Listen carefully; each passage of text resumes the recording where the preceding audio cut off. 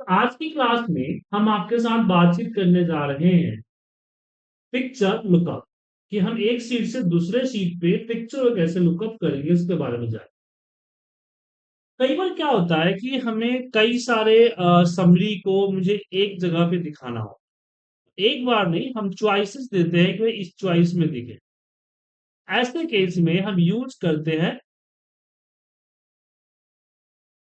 Picture lookup method. जैसे छोटे example के लिए हम एक दो डेटाबेस या एक दो सैंपल यहाँ बना से मैंने एक समरी तैयार की जो कि हमारे नेम वाइज हमारे सेल्स पर्सन की सेल्स है, ठीक है। हाँ, कि कितनी किसने कितनी क्वांटिटी सेल की। अब इसको मैंने यहाँ से क्या कर दिया, इसको मैं यहाँ से फॉर्मेट कर देता हूँ, ठीक है। और इसको कॉपी करके मैं नीचे लिखता हूँ। यहाँ पे क्या है, मंथ वाइज, ठीक है। मंथ वाइज तो ही रखता हूँ, दो से ज्यादा जो जरा होगा तो कॉम्प्लिकेटेड हो जाए। तो दो समरी मान लीजिए पिवट से या किसी और से या फॉर्मूले से हमने बनाए। ओके, क्लियर है। हाँ, अब बारी आती है इसको, इस पे मान लीजिए चलो इसको थोड़ा सा विजुलाइज करने के लिए हम इंसर्ट में गए और एक चार्ट भी बना, ठीक है।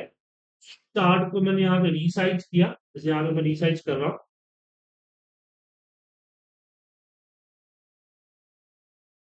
अब इसकी फॉर्मेटिंग भी ऊपर से चेंज कर देंगे, राइट। उसी तरह से मैंने यहाँ भी चार्ट बनाया, तो इसमें मैं इसको मैं लाइन चार्ट बनाता हूँ और यहाँ जाके लाइन चार्ट को भी चेंज कर, ये चीजें हमने बनाई, रेडी है, राइट। हमारा टॉपिक ये नहीं है कि इसको इस तरह से बना, हमारी टॉपिक टॉपिक ये नहीं। अब मेरे पास एक रिपोर्ट शीट है, और उसमें मैं चाहता हूं कि इसको विजुलाइज कर, तो इसे कॉपी पेस्ट कर दीजिए। लेकिन मैं दोनों विजुलाइज एट ए टाइम नहीं करना चाहता। मैं चाहता हूं कि यूजर की चॉइस हो कि वो क्या देखना चाहता है, ठीक है। यूजर का चॉइस हो कि वो क्या देखना चाहता है, ठीक है। तो इसके लिए सबसे पहले मैं यहाँ पे एक हेडिंग देता हूं कि स्लैश टी, और यहाँ इसके आगे हमारे पास डेटा मेनू बार के अंदर डेटा वैलिडेशन होता है। क्या होता है? Data validation. अब इस डेटा वैलिडेशन के अंदर एनी की जगह पे लिस्ट को सिलेक्ट करते हैं। किसको सिलेक्ट करते हैं? लिस्ट को, ठीक है। अब इस लिस्ट में मैं यहाँ पे सिलेक्ट करता हूँ कि मुझे डेटा चाहिए हमारे जो एसओ है, सेल्स ऑफिसर्स है, उसके हिसाब से, या मुझे चाहिए यहाँ पे मंथली। मंथली देता हूँ, मंथली करता हूँ, ठीक है। तो यहाँ कॉमा अगर के देंगे, जिससे क्या होगा कि इसमें इस तरह का ड्रॉप डाउन बन जाएगा। अब यहाँ से कोई एक आप चूज कर सकते हैं, ठीक है। यहाँ तक समझ में आ गया? तो कोई दिक्कत नहीं होनी चाहिए। अब इसमें जो अगला हमारा जो है कि मैं यहां से लेके आऊं, तो कैसे लेके आए? तो सबसे पहले किसी एक डेटा को मैं अब एक काम करता हूं, मैं इसकी पेज लेआउट में ग्रिड लाइन को हटा देता हूं और इसको सेलेक्ट करके नीचे तक लाता हूं और इसको कॉपी कर लिया। कॉपी करके मैं यहाँ रिपोर्ट पे आया और हमने paste as a picture link किया, जो मैंने बताया था, याद होगा। Paste as a picture link, ठीक है। अब जैसे कि मैंने बताया कि हर एक लिंक जो है किसी न किसी फॉर्मूले से कनेक्ट होता है, तो जब मैं इस पे क्लिक करता हूं तो ऊपर मुझे इसका फॉर्मूला दिखता है सर। लेकिन ये फॉर्मूला थोड़ा बड़ा है। मान लीजिए मुझे दूसरा ये चाहिए, तो क्या है, A16 से लेके I26, तो मुझे यहाँ पे चेंज करना होगा कि A16 से लेके I26 यहाँ पे मैनुअली, तब जाके वो दिखेगा। क्या सर, लंबा हो गया ना सर ये। तो मैंने क्या किया, जो ड्रॉप डाउन मैंने बनाया था ना, मंथली और एसओ, हम क्या करते हैं, यहीं पे इसको नेम डिफाइन करते हैं। क्या है कि एक्सेल में आप किसी भी एरिया को नेम से का नेम डिसाइड कर सकते हैं। कैसे? फॉर्मूला मेनू बार के अंदर यहां मिलता है डिफाइन नेम, दिखा है डिफाइन नेम। सबसे एक चीज, हालांकि आप यहां भी कर सकते हैं नेम। हाँ, डिफाइन नेम पे इसका नाम मैंने रख दिया एसओ। क्या रख दिया? एसओ। और इसका नाम मैंने रख दिया मंथली। लेकिन ध्यान रखिएगा, स्पेलिंग वही होना चाहिए जो ड्रॉप डाउन में है। ठीक है, तो मंथली। ओके। अब इससे फायदा क्या हुआ कि मैं इस पे क्लिक करके अब इस पे इस एड्रेस की जगह पे मैं एसओ लिख के एंटर मारूंगा तो एसओ का डेटा आ जाएगा। आ गया?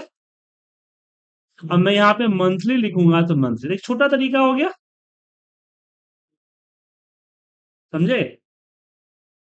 पर प्रॉब्लम हमारा ये नहीं है। मैं चाहता हूं कि इसको इससे लिंक करना है। जब मैं यहां सेलेक्ट करूं तो चेंज। तो प्रॉब्लम ये है कि कैसे करें।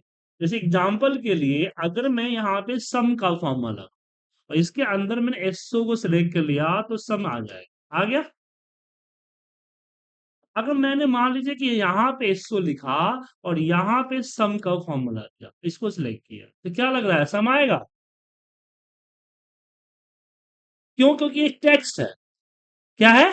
टेक्स्ट है। बिल्कुल उसी तरह से कि अगर मान लीजिए मैंने H1 में 500 लिखा और मैं कहीं चाहता हूं तो वहां मैं H1 लिखा इस तरह से तो आ जाएगा। लेकिन मैंने मान लीजिए J1 पे H1 लिख दिया और मुझे J3 पे, अब K3 पे मुझे चाहिए कि भाई वहां से उठा के यहां ले, तो ये नहीं होगा। इसके लिए एक फॉर्मूला है इनडायरेक्ट का। किसका? इनडायरेक्ट। इनडायरेक्ट क्या करता है कि उस तरह से सम निकाल के आपको देगा। वो क्या करेगा कि J3 लिखा हुआ टेक्स्ट जो कि A1 भी यहाँ पे जो टेक्स्ट है उसको उसके रेफरेंस में कन्वर्ट करके उसकी वैल्यू देता है। समझ में आया? इनडायरेक्ट फॉर्मूला आया समझ में?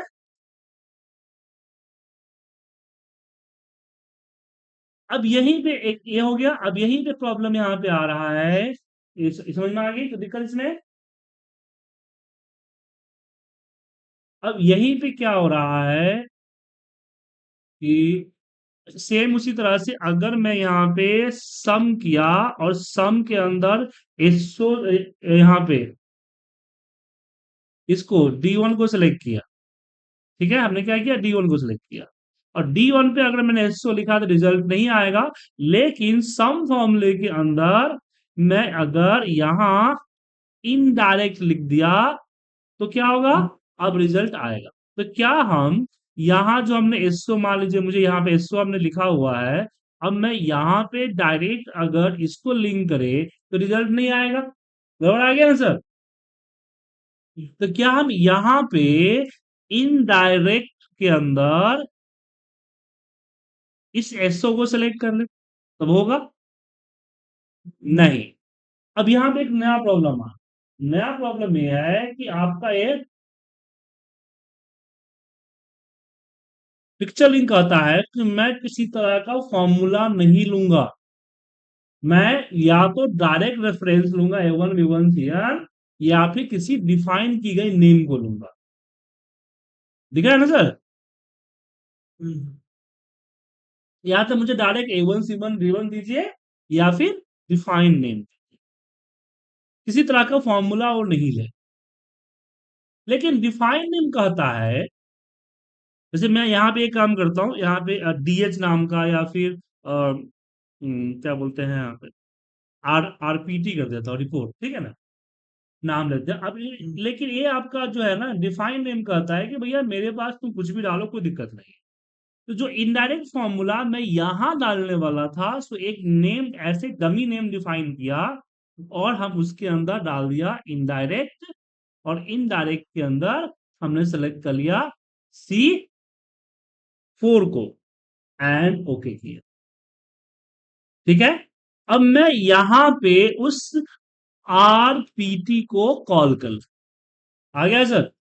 अब क्या हो रहा है कि जैसे मैं यहाँ पे मंथली सिलेक्ट कर रहा हूं, हमारा नेम मैनेजर में RPT मंथली मंथ जो है इनडायरेक्ट से इस मंथली नाम नाम का सेल रेफरेंस को रिकॉल कर रहा है, और ये सेल रेफरेंस क्या कर रहा है, डेटा के अंदर इस एरिया का डेटा शो कर।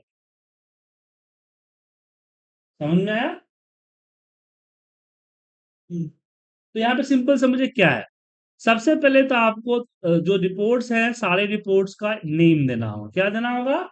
Define name. ठीक है? जी हाँ। दूसरा क्या करना है कि आपको यहाँ पे डेटा रिपोर्ट जहां शो करना है वहां पे डेटा वैलिडेशन के जरिए सेम स्पेलिंग के साथ वो लिस्ट तैयार करना है। स्पेस वगैरह मत होगा, ध्यान रखिएगा, दोनों में स्पेस नहीं होना चाहिए। उसके बाद तीसरा स्टेप क्या है कि आप किसी एक एरिया को कॉपी कीजिए और यहाँ पे पेस्ट एज ए लिंक कीजिए। ठीक है, पिक्चर लिंक। और चौथा स्टेप क्या है कि आप एक और नेम डिफाइन करें डमी, और उसमें इनडायरेक्ट के साथ इस ड्रॉप डाउन को लिस्ट कर दें। और लास्ट स्टेप क्या हुआ कि उस पिक्चर पे क्लिक करें और ऊपर फॉर्मूला बार में जो आपने डमी नेम डिफाइन किया है वो डाल दें।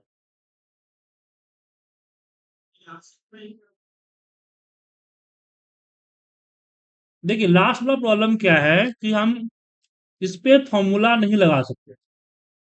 इसमें रेंज दे सकते हैं या डिफाइन नेम दे सकते हैं। ठीक है, तो हमें लगानी है इनडायरेक्ट फॉर्मूला। तो हमने क्या किया, डिफाइन नेम में गया और एक डमी नाम आरपीटी या कोई नाम ले लीजिए लिया, और जो फॉर्मूला हम यहाँ ऊपर लगाना चाहते थे उसी फॉर्मूला को हमने यहाँ दे दिया। ठीक है,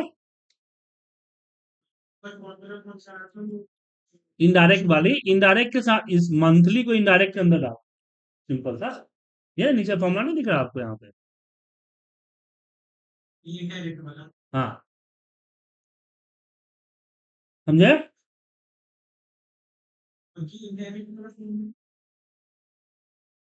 इनडायरेक्ट फॉर्मूला हमने डिफाइन नेम में डाला है ना, हम पिक्चर पे नहीं डाल सकते हैं।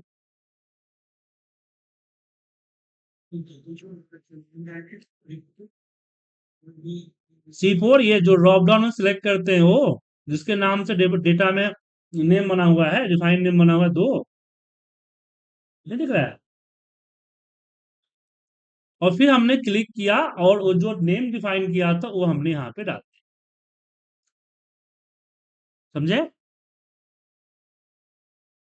समझ में आया कि नहीं सर?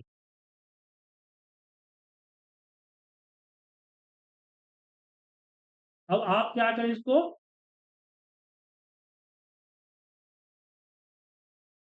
खुद से तैयार करें सर, खुद से बनाए सर। कल फाइल भेजी थी मैंने आपको वीडियो के साथ, आप देखेंगे तो फाइल भी है, उसको ओपन करें और इसको बनाएं।